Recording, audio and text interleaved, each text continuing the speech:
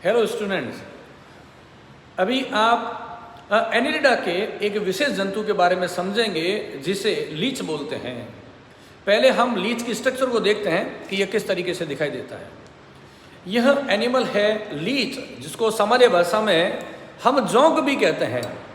इसका शरीर इलोंगेटेड होता है तथा फ्लैट होता है, वर्म लाइक चपटा होता है।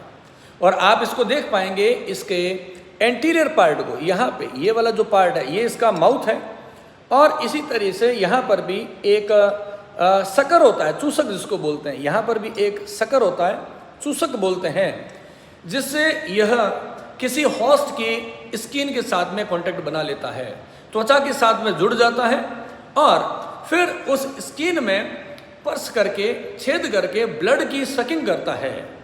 ये इस एनिमल की विशेषता है। यह एनिमल ब्लड की सकिंग करता है। ऐसे एनिमल्स को सैंगोवीवोरस बोलते हैं।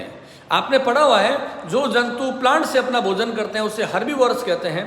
जो डिफरेंट एनिमल्स को खा के अपना भोजन बनाते हैं उसे कार्निवोरस कहते हैं। और ऐसे जंतुओं को रक्तभोजी बोलते हैं, ब्लड फीडिंग एनिमल्स, और इसीलिए इसका नाम रखा गया सैंगोवीवोरस बोलते हैं।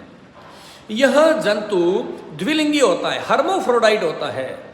इसी में मेल रिप्रोडक्टिव सिस्टम भी होता है और इसमें ही फीमेल रिप्रोडक्टिव सिस्टम भी होता है, लेकिन ये अपने आप सेल्फ फर्टिलाइजेशन नहीं कर पाता है, क्योंकि इसमें मेल रिप्रोडक्टिव ऑर्गन टेस्टिस का मैच्योरेशन पहले होता है, ओवरी का मैच्योरेशन बाद में होता है।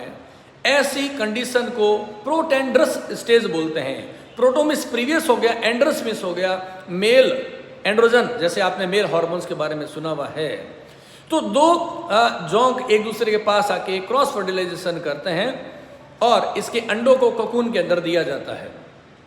इसके शरीर पर आप देखेंगे छोटी छोटी पतली पतली रिंग्स होती है, इसीलिए इसको एनिलिडा फाइलम में रखा गया है और इसे हिरुडीनिया क्लास में रखा गया है। क्यों? क्योंकि जब ये ब्लड की सकिंग करता है तो ब्लड के क्लोटिंग होने के चांस रहते हैं, तो यह उस ब्लड के फ्लो में एक एंटीकोएगुलेंट को मिक्स करता रहता है, रक्त का प्रतिस्कंदक पदार्थ, जिससे रक्त का कंटिन्यूस फ्लो बना रहता है। उस केमिकल को हिरुडिन बोलते हैं, इसलिए इसे हिरुडीनिया क्लास के अंदर रखा गया है। आज से लगभग हम कहेंगे बिफोर क्राइस्ट 1500 साल पहले से इसका मेडिसिनल इसका यूज किया जाता था, और पुराने समय में इसे ऑर्थराइटिस की बीमारी के अंदर और डिफरेंट डिजीज के क्योर करने के लिए इसको काम में लेते हैं। तो इसलिए आप इसे ध्यान से देखिए, इसे लीच हिरुडीनिया या जोंक कहते हैं।